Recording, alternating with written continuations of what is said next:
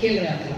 तुम्ही विचार करा, गंमत बघा भाऊ, हे खूप इंटरेस्टिंग आहे फॅक्च्युअली, की जो माणूस गेमिंग, त्याला गेमिंग म्हणतात ना, ते कशावर खेळत होते?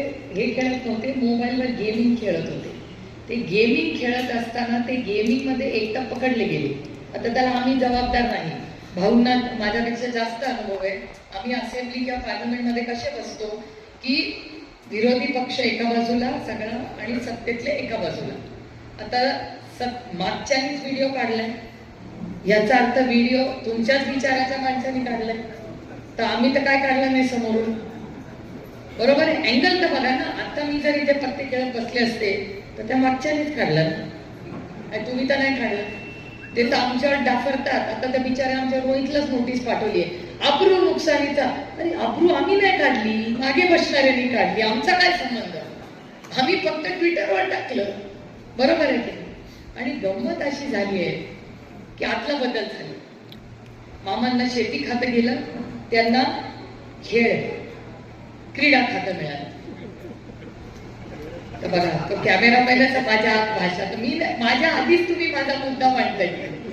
आता खेळ करताना आम्ही केंद्रामध्ये एक नवीन कायदा पास केला की जे गेमिंग आहेत ना, सगळे जे खेळताना असले सगळे, जो जुगार चालतो, खेळ चालतात, ज्याच्यावर पैसे लावले जातात, हे सगळे खेळ आता या देशात बॅन केलेले आणि प्रत्येक राज्याने हे बॅन केले.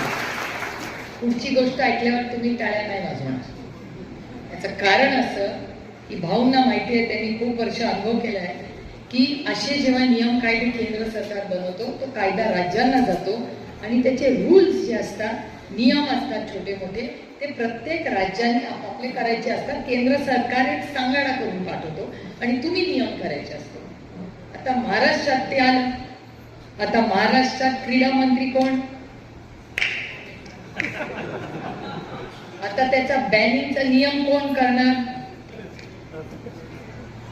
मला आश्चर्य असं वाटलं, मी उद्या पत्र लिहिणार आहे माननीय मुख्यमंत्र्यांना, की ज्या मंत्र्याला तुम्हाला बदलावं लागलं कारण का तो कामावर बसलेला असताना पत्ते खेळत होता मोबाईलवर, त्याला बंदी केंद्र सरकारने आणली आहे.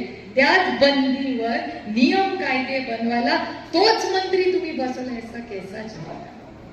म्हणजे जो मुलगा वर्गात कॉपी करतो त्यालाच तुम्ही पेपर तपासायला बोलत.